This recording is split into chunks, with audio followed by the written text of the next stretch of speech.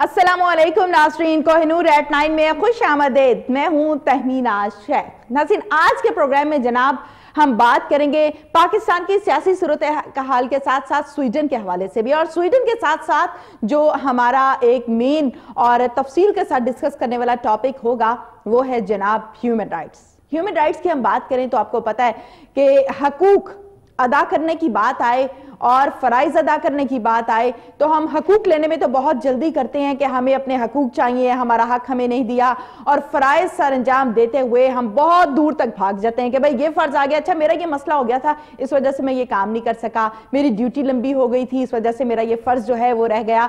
तो फराइज अदा करने में जनाब हम जरा बड़े डंडी मारते हैं, हम काम चोर हैं, और हकूक लेने में हम सबसे आगे खड़े हो जाते हैं। तो जनाब दोनों चीजें जो हैं वो बड़ी इंपॉर्टेंट हैं, दोनों चीजों का अपना अपना किरदार है।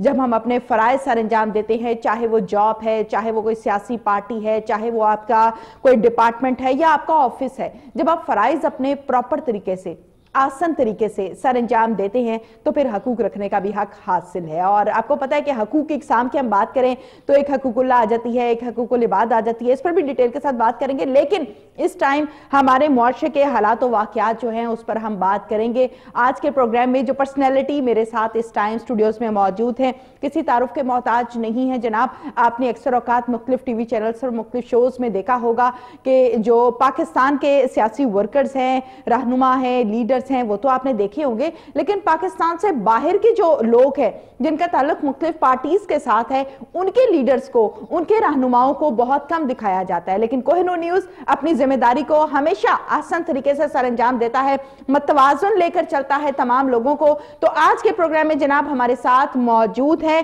नसीम मलिक साहब। नसीम मलिक साहब के इंट्रो के हवाले से, तारुफ के हवाले से अगर मैं बात करूं तो बड़ा लंबा चौड़ा इंट्रो है, जो मैं ये चाहती हूं कि ये खुद अपने मुंह से आप लोगों को बताएं कि क्या क्या ड्यूटीज, क्या क्या अहम काम सर अंजाम दे रहे हैं। जनाब सोशल डेमोक्रेट पार्टी से इनका ताल्लुक है स्वीडन में, और साथ ही साथ अगर हम ह्यूमन राइट्स की, जैसे कि मैंने स्टार्ट में बात की, ये ह्यूमन राइट्स का जो एक डिपार्टमेंट, जो एक विंग है, उसको भी बड़े आसान तरीके से सर अंजाम दे रहे हैं। साथ ही साथ अगर हम स्वीडन में इंटरनेशनल लेवल पर बात करें प्रेसिडेंट की, तो इस पार्टी में प्रेसिडेंट का ओहदा भी रखते हैं। बाकी डिटेल हम इनसे जानेंगे। अस्सलाम वालेकुम। वालेकुम अस्सलाम। क्या हालचाल है नसीम मलिक साहब, ठीक ठाक है? बहुत बहुत शुक्रिया आपका कि आपने मुझे ये मौका दिया कि मैं आपके साथ बैठूं और कुछ अपने पुराने पाकिस्तान से जाने के जो हवाले से बातें हैं वो भी शेयर करूं। अब पाकिस्तान नया बन गया है, पुराना नहीं है। जी जी, और बड़ी खुशी है। हाँ। बल्कि चंद दिनों से कुछ नई चीज़ें सामने आई हैं जिस पे हमें फ़ख्र है, और अल्लाह करे इस तरह ही हो। लेकिन इस दौरान जब आपने ये बातें की तो मुझे बड़ी खुशी हुई है। हाँ। कि देखे कि पाकिस्तानी टीवी एंकर्स इस तरह की ह्यूमन राइट्स के ऊपर जो आपने डिटेल बात की, बड़ी खुशी हुई है मुझे कि आप इस कैलिबर से लोग इस टेलीविजन से मुंसलिक हैं। Thank you so much Naseem साहब। जिस तरीके से माशाल्लाह से आपकी पार्टी के हवाले से मैं चाहती हूं कि हम आज के प्रोग्राम में बात करें पाकिस्तान में, हम बात करें PMLN की, हम बात करें पीपल्स पार्टी की, हम बात करें PTI की, हम बात करें काफली की, हम बात करें जमात इस्लामी की, और बेशुमार पार्टीज हैं उनके हवाले से हम बात करें तो आपको पता है कि यहाँ पर उनके लीडर्स भी दिखाए जाते हैं, उनके लोगों के साथ गुफ्तगू भी की जाती है। बहुत अच्छी बात है, करनी चाहिए। लेकिन साथ ही साथ ओवरऑल हमें बाकी सारा जायजा भी लेना चाहिए, जैसे कि आप हमारे प्रोग्राम में जनाब बैठे। क्या कहेंगे नसीम मलिक साहब पाकिस्तान की सियासी सूरत हाल पे? देखिए, जहाँ तक पाकिस्तान की सियासी सूरत हाल है उस पर मैं, क्योंकि मैं एक सियासी पार्टी से मुंसलिक हूँ और एक अच्छे ओहदे पे हूँ, तो मैं उसको मतलब कुछ ज़्यादा रिफ्लेक्शन नहीं दे सकता। लेकिन सिर्फ एक बात है कि 70 साल से हम स्ट्रगल कर रहे हैं और स्ट्रगल कर रहे हैं, और इस स्ट्रगल में जितनी पार्टियाँ आई हैं अभी तक कोई ऐसा विंडो ओपन होता नज़र नहीं आया कि हम खुल के ये बात कर सकें कि पाकिस्तान में जमहूरियत जो है ग्रास रूट लेवल्स पे चल पड़ी है। लेकिन अब मुझे उम्मीद है, क्योंकि मैं प्रेजेंट गवर्नमेंट को, इमरान खान को इस सूरत में देखा हुआ है कि जब ये क्रिकेट टीम के कैप्टन थे और इन्होंने बहुत अच्छा किरदार निभाया है उसमें। हाँ। और उम्मीद है, स्टार तो वो शुरू से है ना, आप नहीं बने स्टार, तो वो बाय बर्थ है। नॉट ओनली स्टार, तो इसके हाँ। पास कैप्टन की जो एबिलिटीज थी वो थी, हाँ। लीड कर सकते थे। और मैं खुश हूँ कि अब इंशाल्लाह ये वक्त आया है कि पाकिस्तानी भी उनके साथ मिलकर आगे चलेंगे। जिस तरह क्रिकेट टीम में सारे प्लेयर्स होते थे वो साथ मिलकर चलते थे, इसी तरह ये 20 करोड़ अवाम भी उसके साथ मिलकर आगे चलेंगे। ٹھیک ہے، بالکل ٹھیک ہے نسیم ملک صاحب، اوورسیز پاکستانیوں کے حوالے سے ہم آپ سے بات کریں گے زیادہ، چونکہ آپ 1971 سے پاکستان سے آپ نے باقاعدہ ہجرت کہیں گے اسے، اپنے کام کے سلسلے میں جو کی جائے اسے ہجرت کہتے ہیں. یہ بھی کہانی آپ سے سنیں گے کہ پاکستان سے لنڈی کوتل اور پھر آگے کا سفر کیسا رہا، کہاں رکے، کہاں کیا کام کیا. اوورسیز پاکستانی جو ہے وہ عمران خان کو کس طرح سے دیکھتے ہیں، کتنا پسند کرتے ہیں، کیا کہتے ہیں؟ جی، اوورسیز پاکستانی کے لیے عمران خان ایک بہت بڑی ہوپ ہے. اچھا. ان کے لیے ہوپ اس لحاظ سے ہیں کہ وہ دیکھتے ہیں کہ حالانکہ وہ بھی میری ایج کے ہیں اس وقت، لیکن اسے پھر بھی وہ لوگ جو ہے وہاں اسے ینگ، نیو، ابھرتا ہوا لیڈر دیکھ رہے ہیں. صحیح. اور کچھ کام جو کیے ہیں لیٹسٹ وہ آگے بات کریں گے کہ جو انہوں نے ونڈو اوپن کی ہے اس کے لیے مجھے کم از کم، میں ایسے کام کر رہا ہوں انٹرنیشنل لیول کے اوپر کہ مجھے ایک تقویت ملی ہے کہ میں آگے بڑھ کر پاکستان کا نام کہوں کہ یہ پرامن ملک ہے، اور یہ ٹیبل پہ بیٹھ کے جو ڈسکشن ہے، جو پرابلمز ہیں، کشمیر ہے، دوسرے پرابلمز ہیں، اس کو سالو کر سکتی ہے. ٹھیک ہے. اس کی کیا آپ سمجھتے ہیں، آپ کا تجربہ کیا کہتا ہے، سیاسی پارٹی سے بھی تعلق ہے کہ عمران خان کو لوگ ہوپ سمجھتے ہیں، نئی امید سمجھتے ہیں، اور ایسی امید سمجھتے ہیں جس سے پوری امید ہوتی ہے کہ نہیں اب یقین آ رہا ہے کہ کام ہو جائے گا. اس کی کیا وجوہات ہیں کہ وہ روایتی سیاستدان نہیں ہے؟ روایتی سیاستدان نہیں ہے، اور پھر اس کے بعد جو سب سے بڑی بات ہے کہ وہ گراس روٹ لیول پہ گئے ہیں. سب سے بڑی بات یہ ہے، اور مجھے اب آگے میں امید ہے، میری ان کو یہی خواہش بھی ہوگی کہ وہ اپنی پارٹی میں الیکشن بھی کروائیں. جس طرح میں سوشل ڈیموکریٹ پارٹی سے، میں جس شہر سے ہوں، میں پہلا پاکستانی سیاستدان آگے آیا ہوں، لیکن میری کوئی اپنا بیک گراؤنڈ نہیں تھی، سیاسی بیک گراؤنڈ سیاست میں کچھ نہیں ہے. بالکل نہیں تھی. میں بالکل ایز اے ممبر اپنا وہاں آیا، اور مجھے سویڈش پارلیمنٹ میں نامینیٹ کر دیا گیا، یہاں تک یورپین پارلیمنٹ میں مجھے نامینیٹ کیا، اس لیے کہ میں نے پارٹی میں کام کیا، گراس روٹ لیول پہ کام کیا، اور وہاں اس کی بہت اہمیت ہے. اللہ کرے ہمارے ملک میں بھی یہ کام ہو. آمین. اچھا مجھے یہ بتائیں نسیم ملک صاحب، جس طریقے سے آپ کو پتا ہے کہ پاک بھارت تعلقات جو ہیں وہ بڑے کشیدہ چل رہے تھے، پلوامہ کا واقعہ آپ کے سامنے ہے، پھر اس کے ساتھ ساتھ ہم بات کریں پائلٹ کو ہم نے بڑے آسان طریقے سے واپس کیا، ابھینندن کی میں بات کر رہی ہوں.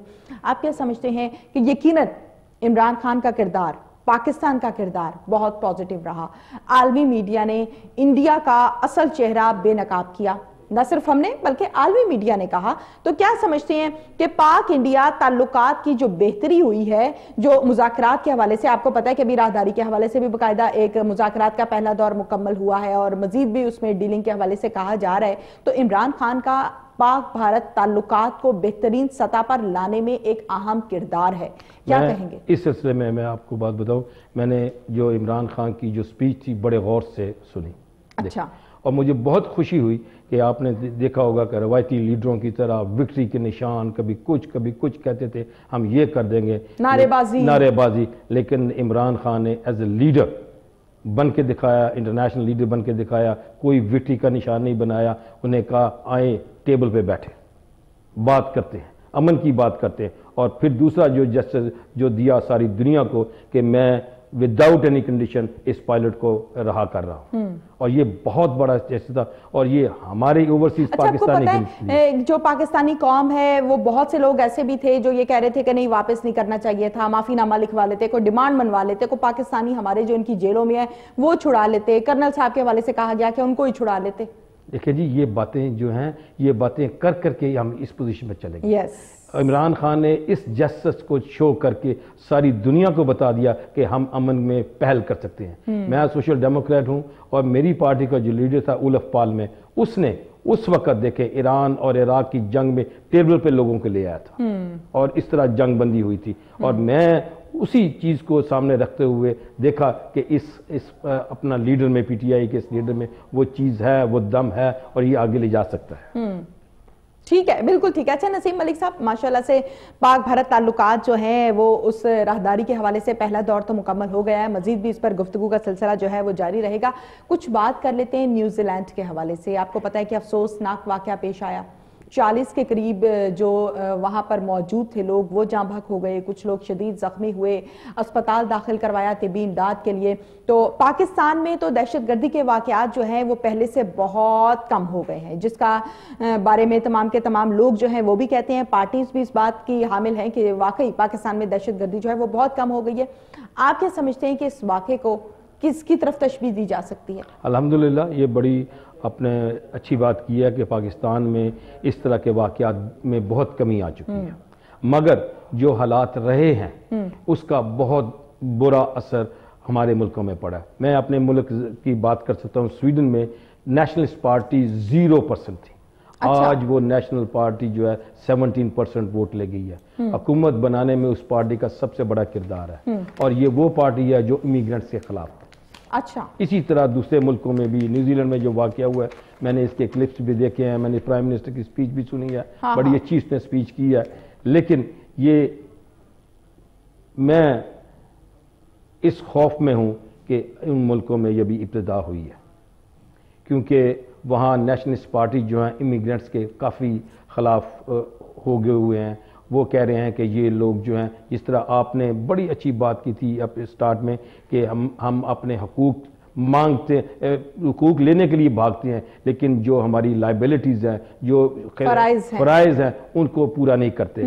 یہ امیگرنٹس نے باہر جا کے، ان ملکوں میں جا کے یہ نہیں سوچا کہ ہم وہاں جائیں، وہاں تعلیم حاصل کریں، وہاں کام کریں، وہاں ہم نے کچھ اور قسم کے حرکات ایسے کی ہیں جس سے جو چند نیشنلسٹ جو لوگ تھے انہوں نے وہاں کے جو ایسا طبقہ جو ان امپلائڈ تھا اور جن کے پاس اتنا زیادہ پیسہ نہیں تھا، پینشنرز تھے، ان کو یہ بتانا شروع کر دیا کہ یہ جی امیگرنٹس آ گئے ہیں، مسلمان آ گئے ہیں، یہاں بھی آ کے دھماکے کر رہے ہیں، ہمارا جو ٹیکس پے ہے وہ ان کی طرف جا رہا ہے، تو آپ بھی کھڑے ہوں۔ اسی طرح یہ پارٹی جو ہے وہ اسٹیبلش ہو رہی ہیں۔ مجھے امید ہے، میں اپنے سویڈن کی بات کر سکتا ہوں، میں اپنی پارٹی کی بات کر سکتا ہوں، میرے ذمہ میری پارٹی نے یہ کام لگایا پچھلے 4-5 سال سے کہ میں اپنے ڈسٹرکٹ میں جاؤں، لوگوں کو بتاؤں، سمجھاؤں کہ اب یہاں آپ آ گئے ہیں، یہاں آپ کے شہری ہیں، آپ یہاں کے شہری ہیں، آپ کو تمام حقوق ملیں گے، مگر اب آپ قانون کی پاسداری کریں، جو سویڈش قانون ہے اس کو کریں، آپ کو عزت بھی ملے گی، پیسہ بھی ملے گا، مگر قوانین پہ چلیں، جو ضروری ہے، جو بہت ضروری ہے، اور جو کہ آپ بھی ایکسپیکٹ کریں گی کہ میں پاکستان میں آیا ہوں ایز اے سویڈش نیشنل، میرا یہ فرض ہے کہ جو پاکستان کے قانون ہے میں اس کی پاسداری کروں۔ اگر ریڈ لائٹ ہے تو میں رک جاؤں وہاں، اگر میں کیو میں کھڑا ہونا ہے تو میں کیو میں کھڑا ہوں، مگر افسوس کہ یہ نئے امیگرنٹس کے ہیں، جسے آپ نے کہا تھا، وہ اس طرح نہیں کر رہے، اور اس چیز کو دیکھتے ہوئے چند مفاد پرست نیشنلسٹ نے وہاں سر اٹھایا اور لوگوں کو اپنے ساتھ شامل کر لیا۔ ٹھیک ہے، جن میں سے ایک آپ بھی ہیں۔ کیا سمجھتے ہیں آپ نسیم ملک صاحب کے لوگ جو ہیں وہ پاکستان سے تعلیم حاصل کرتے ہیں، بی ایز کرتے ہیں، ماسٹرز کرتے ہیں، پی ایچ ڈیز کرتے ہیں، اس کے علاوہ مختلف کورسز کرتے ہیں، ڈگری ہولڈر ہونے کے بعد وہ اپنی نوکری تلاش کرنے کے لیے چلے جاتے ہیں پاکستان سے باہر؟ اب وہ دبئی جا رہے ہیں، وہ انگلینڈ جا رہے ہیں، وہ امریکہ جا رہے ہیں، وہ کسی بھی جگہ پہ جا رہے ہیں، جاب وہ وہاں کرنا پسند کرتے ہیں۔ اس پر میں چاہتی ہوں کہ ہم ڈیٹیل کے ساتھ بات کریں تاکہ ہمارا پروگرام کرنے کا جو مقصد ہے، عوام کی رہنمائی، عوام کو شعور دینا، وہ پورا ہو سکے۔ تو کیوں ہماری نوجوان نسل ایسا کرتی ہے؟ مجھے پھر بڑی خوشی ہوئی ہے کہ یہ وہ بات آپ نے کی ہے جو میں چند دنوں سے یہاں اپنے دوستوں سے کر رہا ہوں۔ اچھا، ہم یہاں بڑے فخر سے کہتے ہیں کہ جی پاکستانی باہر سے فارن ایکسچینج بھیج رہے ہیں، بہت پیسہ آ رہا ہے، لیکن ہم دوسری طرف نہیں سمجھتے جو آپ نے بات کی ہے کہ یہاں ایک بچے کو آپ KG کلاس سے لے کر آپ ماسٹرز کراتے ہیں، انگلی پکڑ کے سفر شروع ہوتا ہے نا، ماسٹرز کراتے ہیں، ڈاکٹر بناتے ہیں، انجینئر بناتے ہیں، ٹیکس پے جو چند لوگ یہاں پاکستان میں ٹیکس پے کرتے ہیں ان کا پیسہ ان بچوں پہ لگتا ہے، اور یہ پھر آپ ان کو کسی قسم کی یہاں سہولت نہیں دیتے، کوئی نوکری نہیں دیتے، اور نہ ان کو سیکیورٹی دیتے ہیں، اور وہ بچے یورپ دوسرے ملکوں میں چلے جاتے ہیں، وہاں نوکری کرتے ہیں۔ دیکھیں بات کیا ہو رہی ہے، برین ڈرین ہو رہا ہے اس ملک کا، یہاں سے جو برین تھا وہ باہر جا رہا ہے، اور وہ لوگ یورپ کے، میرا خاص طور پہ میرا اپنا ملک سویڈن کھلے بازوؤں سے ان کو لیتا ہے۔ نسیم ملک صاحب، بڑا اچھا ٹاپک ہے جس پر ہم بات کریں، اور یہیں سے ہم ٹاپک کو باقاعدہ جاری و ساری رکھیں گے۔ اس ٹائم پروگرام میں وقت ہوا ہے ایک چھوٹی سی بریک کا۔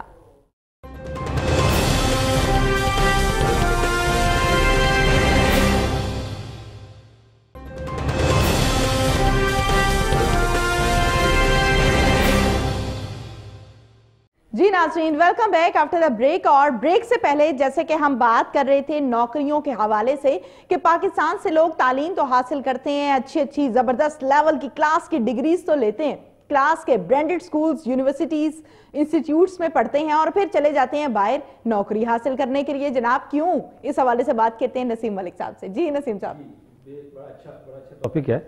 और क्वेश्चन जो आपने शुरू में कहा था कि बात ये सिक्योरिटी की, हमारे बच्चे जो हैं बड़ी अच्छी तालीम होती है, तालीम हासिल की, एक्सपीरियंस भी, बल्कि एक्सपीरियंस भी उनके पास होता है, यहाँ थोड़ा सा एक्सपीरियंस भी लेते हैं और बाहर चले जाते हैं क्योंकि वहाँ उनको सिक्योरिटी मिलती है। और उन मुल्कों के लिए एक बड़ी वो एक नेमत है कि एक पला पलाया बच्चा उनको जो मास्टर डिग्री की हुई है, मेडिकल है या इंजीनियर है या डॉक्टर एडवोकेट है, वो उनको मिल गया, वो उसे रख लेते हैं। वहाँ देखें 1940s और 50s के जो पैदा हुए थे वो लोग पेंशनर पे जा रहे हैं, उनके बच्चों ने वहाँ तालीम नहीं इतनी ज़्यादा हासिल की या इतनी चीज़ नहीं, हमारे बच्चे होते हैं वो उनको अडॉप्ट कर रहे हैं, हाँ जी, रख रहे हैं। और ये हमें अपने मुल्क में काम कर हमारा नुकसान, देखें ना वो बात आ गई थी कि ये सियासतदान ये। अच्छा, आप क्या कहते हैं, हमारा नुकसान हो रहा है कि पाकिस्तान का नुकसान हो रहा है? पाकिस्तान का नुकसान हो रहा है, अवाम का नुकसान हो रहा है कि हम आगे नहीं बढ़ रहे। देखिए आपने सियासतदानों की बात की थी, 70 साल से अगर हमने कोई अच्छे इंस्टीट्यूशंस बनाए होते, चीज़ें बिल्ड की होती, तो ये बच्चे उसमें तालीम हासिल, उनमें नौकरियां करते, उनमें जाते, अच्छे हॉस्पिटल्स बनाए होते, उनमें जाते, अच्छे जो प्रोजेक्ट्स हैं, बड़े प्रोजेक्ट्स बनाए होते मुल्क की तरक्की के लिए, डैम्स फॉर एग्जांपल हैं, ये इनमें काम किया होता तो ये बच्चे वहाँ नौकरियां करते। ये तो हमने उस तरफ गए ही नहीं, पैसा तो पता नहीं कहाँ चल जा रहा है, ये तो अब ये नैब बताएगी। तो ये चीज़ें जो हैं ये काफ़ी जो लोग नाराज हो जाएंगे, ये बात ना करें। जी नाराज नहीं, इसमें नाराजगी की तो बात नहीं है, ये तो कौम सफ़र कर रही है। देखिए कौम सफ़र कर रही है, मुल्क हमारा सफ़र कर रहा है। और जो नेशन हमें यहाँ उन लोगों को अच्छी माहौल देना था वो दूसरे मुल्कों में हम भेज रहे हैं, हम तो उन लोगों के लिए बच्चे तैयार कर रहे हैं। ठीक है, बिल्कुल ठीक है। अगर जिस तरीके से हम बात कर रहे हैं नौकरियों के हवाले से कि यहाँ पर तालीम जो है वो तो हासिल कर ली जाती है लेकिन नौकरी के ख्वाहिशमंद नौजवान नहीं होते, उनमें फीमेल की बात कर लें, मेल की बात कर लें, दोनों का तकरीबन यही रवैया सामने आता है, बाहर चले जाते हैं। अब यकीनन बाहर तो सेल्फ हेल्प वाला सिस्टम है, ये तो मुझसे कई गुना बेहतर आप खुद जानते हैं। तो आप क्या समझते हैं कि वहाँ पे कमाई की और पाकिस्तान भेजी बीवी बच्चों को, वालिदैन को, क्या कहेंगे इस पर? Is this right? मेरे नज़दीक देखिए यहाँ रह के जो आप कमा सकते हैं, जो अपने माहौल रख सकते हैं, अपना कल्चर रख सकते हैं, वो चीज़ें, वो सुकून, वो चीज़ें तो वहाँ नहीं है, लेकिन यहाँ हैं। ये यहाँ इसे हम नहीं दे रहे, बच्चे जो हैं उनकी एब्सेंट में यहाँ पढ़ रहे हैं, बाप का बाप नहीं है, भाई नहीं है, बच्चा नहीं है, जी शोहर नहीं है, वो जो प्यार उसको मिलना था बच्चे को वो चीज़ नहीं मिल रही, उसकी जो ब्रॉटअप है बिल्कुल और माहौल में हो रही है। ये चीज़ें जो हैं बड़े कंसिडर करती हैं आजकल की इस एज में। पहले तो थे कि माँ बाप बड़े बुजुर्ग जो थे वो जो कह दिया उन्होंने सुन लिया, आज के बच्चे उस तरह के नहीं हैं, बिल्कुल डिफरेंट एज में हम चले गए हैं। और मेरे नज़दीक सबसे ज़्यादा जो प्रेजेंट गवर्नमेंट को अपना करना चाहिए कि ये जो उन्होंने कहा था कि हम इतने लाख इतने नौकरियां देंगे, इसकी तरफ काम शुरू कर देना चाहिए, जो बच्चों तक नहीं हुआ। ये मैं नहीं कह सकता, मुझे नहीं पता कि नहीं हुआ, मैं बता रही हूं आपको, मुझे पता है, सारी सियासी खबरों का पता होता है। जी मैं बाहर आकर इतना नहीं हमें पता लगता, लेकिन ये एक नारा था मेरे नज़दीक, उस नारे को पूरा करना चाहिए। जिस तरीके से ये नारा पूरा किया कि इतने लाख करोड़ दरख्त लगाने, वो लगाए, वो एनवायरमेंट्स के लिए बहुत ज़रूरी है, मुझे बहुत पसंद आया। लेकिन अब साथ ये भी होना चाहिए कि इतने लाख इंस्टीट्यूशन, स्कूल बनाएंगे, कॉलेजेस बनाएंगे और रोज़गार मुहैया करने के लिए ऐसी इंस्टीट्यूशंस बनाएंगे जहां ये बच्चे काम करें। ठीक कह रहे हैं आप नसीम मलिक साहब। एक तरफ तो हमने बात की कि डिग्री हासिल कर लेते हैं, फिर बाहर जॉब करते हैं, फिर अगले स्टेप पे हमने बात की कि वहां पे जॉब लेते हैं, अच्छी जॉब, जब जॉब हो जाती है तो अपनी सैलरी, अपने पैसे वैसे बचा के पाकिस्तान भेजते हैं अपनी अपनी फैमिलीज को। तीसरा स्टेप मैं चाहती हूँ कि हम यहाँ पर बात करें कि जब एजुकेशन ले लेते हैं, नौकरी लेने के लिए बाहर चले जाते हैं, अच्छी जॉब मिल जाती है, सेटलमेंट हो जाती है, फिर उसके बाद कुछ नौजवानों की ये ख्वाहिश भी होती है कि शादी भी वहीं की लड़की से कर ली जाए, नेशनल हो वो कर लें। क्या कहेंगे इस पर कि ये वाला जो एक कॉन्सेप्ट है ये ठीक है, अच्छा स्टेप है? ये कंसेप्ट ठीक नहीं है, बिल्कुल ठीक नहीं है। मेरे वक्त तक मैंने पाकिस्तान में शादी की, मैंने अपने बच्चों की पाकिस्तानियों के साथ शादी की, एक बच्चे मेरी ने स्वीडिश की, 2 बच्चों की पाकिस्तान में शादी हुई है।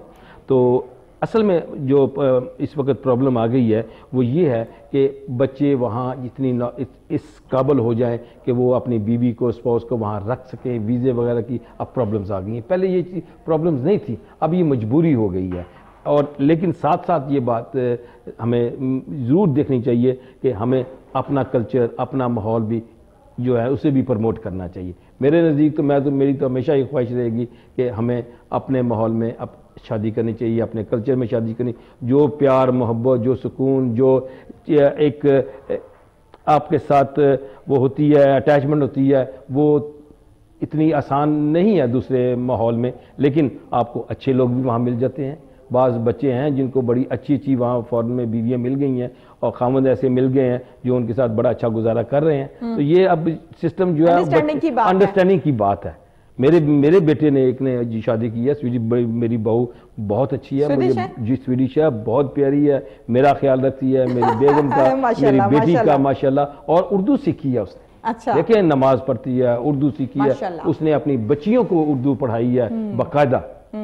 تو میں تو خدا تعالیٰ کا بڑا شکر گزار ہوں کہ مجھے ایسی بہو ملی ہے. جی ٹھیک ہے, بالکل ٹھیک ہے. اچھا نسیم ملک صاحب, جس طریقے سے ہم نے بات کی شادی کے حوالے سے کہ کچھ لوگ وہاں پر شادی کر لیتے ہیں, اب میں بات کروں گی شادی کے بعد ہونے والی اولاد کے حوالے سے.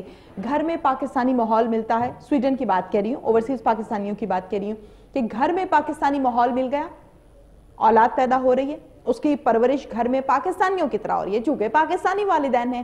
اب جب وہ گھر سے باہر جاتے ہیں اپنے کسی بھی کام میں, جاب میں, ڈیوٹی میں, پڑھنے لکھنے, تو باہر کا ماحول اور ہے, گھر کا ماحول اور ہے, تو بچہ کا کنفیوژن کا شکار نہیں ہوتا؟ جی بالکل, یہ چیزیں ہمارے اپنا سامنے آئی ہیں. میں اپنی مثال دے دوں, میری ایک بہو جو ہے پاکستانی ہے ماشاءاللہ, اس نے اپنے بچوں کو پاکستانی ماحول دیا ہے, لیکن باہر اس نے بچوں کو یہ بھی ساتھ دیا ہے کہ وہ اس ماحول میں بھی جو اچھی چیزیں ہیں اس میں رہیں, سپورٹس اڈاپٹ کریں, سپورٹس میں جائیں, وہ خود ان کے ساتھ جاتی ہے. اس نے وہاں ڈرائیونگ سیکھی, لائسنس اسے مل گیا ہے, جی وہاں کا لائسنس مل گیا ہے اسے کو, اور وہ بڑا اچھے طریقے سے کام چل رہی ہیں. یہ پرابلمز ہمیں آ رہی ہیں کن کے ساتھ؟ یہ ہمیں جو ہمارے جو دوسرے مڈل ایسٹ کنٹریز کے بچے ہیں, ان کا ماحول ہے, ان لوگوں کی تنگ نظری کے لحاظ سے یہ ماحول آ رہا ہے کہ گھر میں ایک ماحول ملا, باہر دوسرا ماحول ملا, اور بچے کنفیوزڈ ہیں.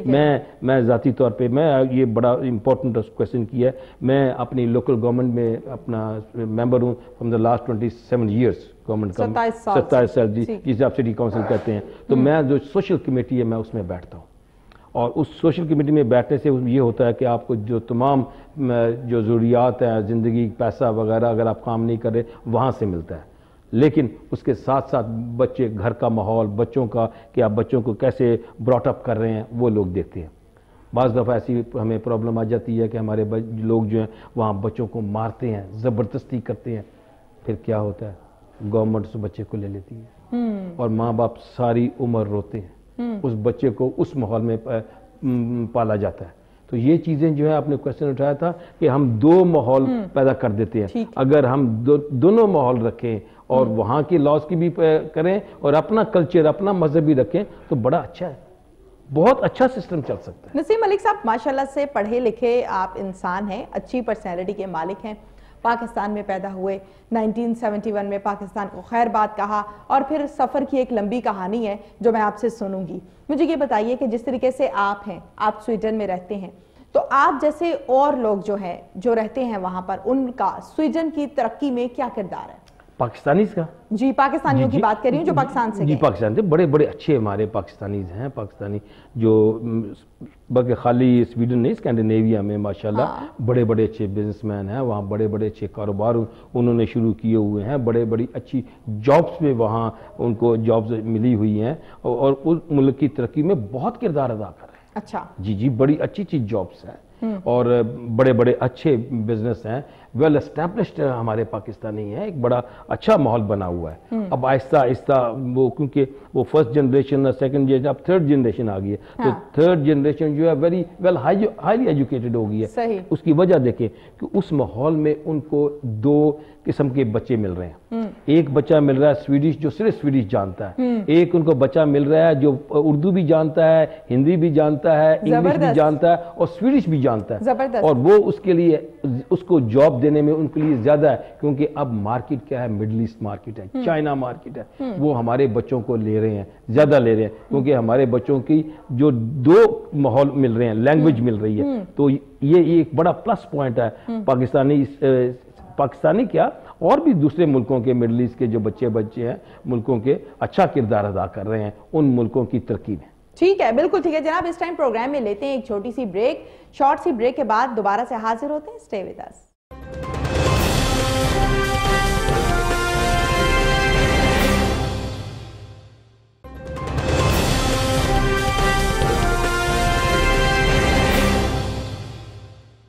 جی ناظرین، welcome back after the break. اور بریک سے پہلے جیسے کہ اوورسیز پاکستانیوں کے حوالے سے ہم بات کر رہے تھے، یہ تو ساری باتیں تھی ہماری قوم کے لیے، اس یوتھ کے لیے۔ اب ہم بات کریں گے نسیم ملک صاحب سے تھوڑی سی ان کی پرسنل لائف کے حوالے سے۔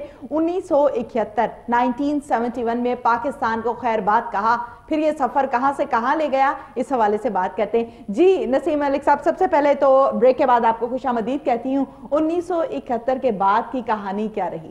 جی 1971 میں کیونکہ ایف سی کالج سے پڑھا ہوا ہوں، تو وہاں ایگزام کے بعد کچھ میرے دوست تھے، ان کے بھی پیرنٹس اپنا ریلوے میں کام کرتے تھے، تو اس وقت یہ تھا کہ ریلوے کے جو کلاس 1 سینئر آفیسرز ہوتے تھے ان کو ایک فیملی پاس ملتا تھا سارے یورپ کا، it was a free pass. ٹھیک ہے، تو وہ ہم نے اسٹوڈنٹس نے اپنا اکٹھے 3 تھے جو میو گارڈنز میں رہتے تھے، تو ہم نے پروگرام بنایا۔ وہ پاس آپ کو والد صاحب کی وجہ سے ملا؟ والد صاحب کی وجہ سے۔ اچھا، والد صاحب ریلوے میں تھے؟ جی والد صاحب ریلوے میں تھے، تو وہ پاس ہم نے وہ بنوایا، تو تینوں نے بنوایا، اور اس کے اوپر ہم نے سفر کیا۔ لاہور سے ہم لندی کوتل تک گئے۔ اچھا جی لندی کوتل سے پھر ہم کابل گئے، کابل چند دن رہے، وہاں سے ہم مشہد چلے گئے، مشہد سے پھر آگے ہم نے ٹرین کا سفر سٹارٹ کیا، ایران پہنچے، ایران سے فیملی لاہور میں ہی تھی؟ فیملی لاہور میں تھی، اکیلے جی 3 ہم لڑکے۔ اچھا، تو ایران پہنچے، ایران کے بعد ہم استنبول تہران سے استنبول گئے۔ تو اس وقت RCD تھی، ریجنل کوآپریشن ڈیولپمنٹ، بڑی زبردست ترقی ایران اور پاکستان کا پیکٹ تھا، بڑا اچھا کام ہو رہا تھا، بڑی رسپیکٹ ملی۔ ایران میں ہم گئے، وہاں ریلوے آفیشلز نے ہمیں بڑی رسپیکٹ دی، ٹرکی میں ہمیں بڑی رسپیکٹ دی۔ وہاں سے پھر ٹرکی جو دوسری طرف سٹارٹ ہوتا ہے یورپ کنٹریز کا، وہاں تک ہم ود بوٹ گئے۔ وہاں سے پھر ہم نے سفر دوبارہ اختیار کیا، ٹرکی سے ہم via Austria, Yugoslavia, Bulgaria and Austria, Germany پہنچے۔ تو اس میں 3 کنٹریز ہیں، بلغاریہ اور یوگوسلاویا۔ اچھا، تو اس کا ویزا نہیں تھا، اس کو انٹری ملتی تھی، تو جسٹ $10 میں ہمارا خرچہ $10 ہوا ہے صرف۔ ٹھیک ہے، وہاں تک پہنچے، پھر ہم فرینکفرٹ پہنچے، فرینکفرٹ کچھ دن سٹے کیا، تو پھر ہم لنڈن چلے گئے جو اچھا یہ جو سارا سفر کا سلسلہ رہا نسیم ملک صاحب، بڑا خوبصورت آپ نے 1 by 1 بتایا، اور آپ نے تو خود سفر کیا ہے تو یقیناً آپ نے اس کو انجوائے بھی کیا ہوگا، بہت کچھ سیکھا بھی ہوگا۔ کیا سمجھتے ہیں کہ یہ سارے کا سفر سٹارٹ کرنے سے پہلے نیت کیا تھی؟ پارٹی کے حوالے سے یا گھومنے پھرنے کی؟ نہیں، صرف گھومنے پھرنے کے لیے، چھٹیاں تھی، امتحان دیا تھا تو چھٹیاں تھی، جی پہلے یہاں یوبیا چلے جاتے تھے، مری چلے جاتے تھے، تو سوچا کہ یہ ایک فیسلٹی ہے، اس کو اویل کر لیں۔ تو وہ بڑا اچھا ایکسپیرینس تھا۔ تو لندن پہنچے، فرینکفرٹ پہنچ گئے آپ؟ جی فرینکفرٹ نہیں جی، فرینکفرٹ پھر وہاں سے پھر ٹرین لی اور لندن چلے گئے، لندن کوئنس پہنچے، وہاں کچھ دن رہے، دوست رہے، تو پھر ہم واپس آئے۔ جب فرینکفرٹ واپس آئے تو ان دنوں انڈیا پاکستان وہ جو وار تھی 71 کی وہ ڈکلیئر ہو چکی تھی، اور پھر اس کے بعد وار ہو گئی، شروع ہوئی، فیملی یہاں، آپ وہاں، وار سٹارٹ ہو گئی، ڈاکا فال ہو گیا۔ اس وقت ڈاکا فال ہوا تو بڑی مطلب کہ بڑی پریشانی سی ہوئی، بڑی طبیعت خراب ہوئی۔ وہاں چند پاکستانی تھے، اکٹھے ملے بیٹھے، تو ان دنوں پھر یہ تھا کہ سیکورٹی کونسل میں پاکستان کا وفد گیا، تو اپنا اس وقت کے وزیر اعظم یا نمائندہ تھے ذوالفقار علی بھٹو، وہاں فرینکفرٹ آئے، ہم نے انہیں وہاں ریسیو کیا، چند پاکستانیز نے ان کے ساتھ، اور کچھ MNS تھے فرام ایسٹ پاکستان کے MNS تھے، وہاں انہوں نے پریس کانفرنس وغیرہ کی، پھر واپس چلے گئے۔ تو پھر ہمارا جو سفر تھا وہ اس طرح سٹارٹ ہو گیا کہ اب سوچا کہ پاکستان واپس جانا ہے، حالات اس طرح کے ہوئے ہیں، تو وہیں ہم نے ایڈمیشن لے لیا۔ لینگویج بھی لینگویج سٹارٹ کی، جی جرمن لینگویج سٹارٹ کی۔ وہاں مووی پہ ایک ہوٹل تھا، اس کے وہاں ہم نے پریکٹیکل شروع کر دیا، تو 6 سال تک میں پھر وہاں رہا 1976۔ تو اس دوران 1973 میں پھر میری شادی بھی ہو گئی، اور پاکستان میں اس دوران میں پاکستان آیا، آ کے شادی کی، میری وائف وہاں آ گئی، جرمنی آ گئی تھی 73 میں۔ تو شادی کر کے ساتھ لے آئے؟ شادی کر ساتھ میں آ گیا تھا، پھر میرے بعد انہوں نے جوائن کیا۔ ٹھیک ہے، تو پھر میں 76 تک وہاں رہا. 76 سے پھر میں چلا گیا سویڈن چلا گیا. تو میں جب وہاں سویڈن میں اپنا جرمنی میں تھا تو اس وقت یہ انوائرمنٹس کا اوپر اگینسٹ ایٹم جو ہے وہ کافی وہاں ریلیز ہوتی تھی. تو میں نے بھی یوتھ یونیورسٹی کے اسٹوڈنٹ کے ساتھ مل کے وہاں اس گروپ میں شمولیت اختیار کر لی, اور ساتھ ہی پھر ایس پی ڈی سوشل اپنا جو ڈیموکریٹ پارٹی تھی وہاں کی اس میں جوائن کر گئے اور سیاست میں قدم رکھ دیا. ٹھیک ہے, بالکل ٹھیک ہے. اچھا آپ نے بتایا 1973 سے 76 تک پھر آپ وہاں پر رہے اور آپ کی وائف بھی رہی, تو اس دوران آپ کام کیا کرتے تھے؟ تب تو سیاسی کیریئر سٹارٹ نہیں تھا. جب اسٹوڈنٹس تھے, جب میں اسٹوڈنٹ تھا تو اس وقت پڑھائی بھی کرتے تھے, کیونکہ پہلے یہ تھا کہ ٹریڈنگ کارپوریشن آف پاکستان تھی, والد صاحب یہاں کچھ پیسے دے دیتے تھے, وہاں ہمیں مل جاتے تھے. لیکن ڈھاکہ فال ہونے کے بعد جب یہ ایسے حالات ہوئے تو وہ سلسلہ نہ چل سکا, تو پھر میں جو پڑھتا تھا اور شام کو اخباریں بیچتے تھے. ٹھیک ہے, وہاں جی اپنا جو نیوز پیپر ہوتی تھی 4 گھنٹے ہم اخباریں بیچتے تھے اور وہی اچھے خاصے پیسے ہو جاتے تھے جس سے ہم اچھا خاصا گزارا کر لیتے تھے. اور بھی پاکستانی اسٹوڈنٹس تھے تو مل کے ہم نے اخبار بیچی. یا یہاں تک دیکھیں کہ مائنس ٹیمپریچر تھا, برف پڑ رہی ہوتی تھی, لیکن یہ تھا کہ پڑھائی بھی کرنی ہے اور اپنے آپ کو یہاں سیلف ہیلپ کرنا ہے, تو وہ کیا ہم نے اور بڑی اچھی زندگی گزاری 76 تک. ٹھیک, زبردست. اخباریں بھی بیچی, پھر وہاں ریسٹورنٹ میں بھی کام کیا, کسی چیز میں آر نہیں سمجھے.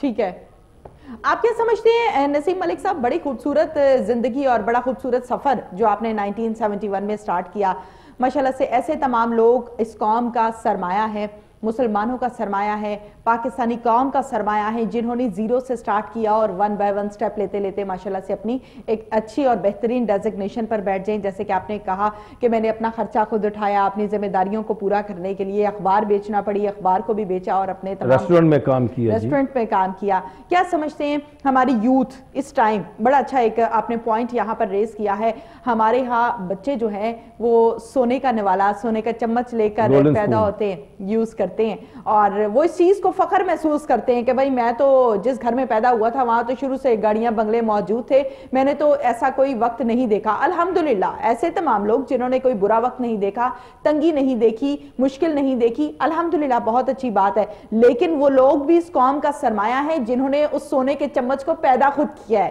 بنایا خود ہے. کیا کہیں گے؟ جی بالکل آپ کی بات ہے, میں نے ایسے لوگوں کو وہاں دیکھا جو گولڈن سپون میں اپنا پیدا ہو چلے اور پرورش ہوئی. جب وہ وہاں آئے تو پڑھائی میں جب داخلہ لیا, اسٹوڈنٹ ہوئے, ماں باپ کے پیسے آتے تھے, تو میں نے بہت کم ہے ان میں سے دیکھے جو پڑھائی مکمل کر سکے. ان میں سیلف کانفیڈنس نہیں تھا.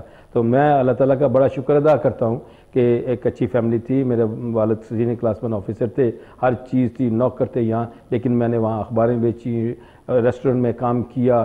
اللہ تعالیٰ نے مجھے وہاں اچھی ترقی دی. میں وہاں جو یونیورسٹی کا ہاسٹل تھا اس کا ہائم فوالٹر بن گیا کہ 150 کمرہ تھا, میں اس میں ایز اے مینیجر وہاں کام کیا, اچھی کام ملی. لیکن کیونکہ مجھے پتہ تھا کہ میں نے اسکریچ سے شروع کیا ہے اور اوپر تک کوئی مشکل رستے میں آئی ہے, تو میں نے اسے عبور کیا, کیونکہ میں جانتا تھا کہ اپنے ہاتھ سے محنت کرنی ہے, کام کرنا ہے, اور اس میں مزہ ہی اپنا تھا.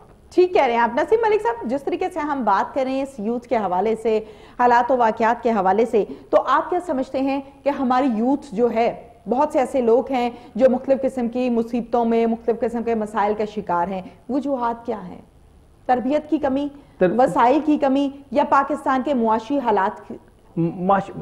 آپ یہ ایک کیا کہتے ہیں, ایک مجموعہ ہے کافی چیزوں کا, لیکن اصل جو چیز ہے اصل بات دیکھیں نا, جب میں وہاں گیا تو میرے ماں باپ کی تربیت یہ چیز تھی کہ میں نے اب اپنے پاؤں پہ کھڑے ہونا ہے. میں پاکستانی ہوں, میں نے پاکستان کا نام پیدا کرنا ہے, میں نے بھیک نہیں ماننی, میں نے یہاں سوشل نہیں لینی, میں نے کوئی ایسا کام نہیں کرنا. میرے اندر, میں ینگ تھا, 20-21 سال کا میری عمر تھی اس وقت, تو میں نے اس چیز کو اور نہیں سمجھا. ٹھیک ہے. اور میں نے, اگر آج یہ بچے, ہمارے پاکستان کے بچے بھی, یہ ایسے فیملیز کے بچے, غریب کے لوگ, تو بچے تو بیچارے کرتے ہیں, سفر کاٹتے ہیں, دوسرے شہروں سے یونیورسٹیز میں پڑھنے آتے ہیں, بیچارے ایک لیمپ کے نیچے بیٹھ کے پڑھائی کرتے ہیں. تو باقی جو گولڈن سپون والے بچے ہیں وہ بھی یہ سمجھیں کہ ہم نے خود اپنا علم حاصل کرنا ہے, اپنے پاؤں پہ کھڑا ہونا ہے, تو معاشرہ بہت بدل سکتا ہے ہمارا اگر بدلنا چاہیں. اپنی حالت خود بدلنی پڑتی ہے.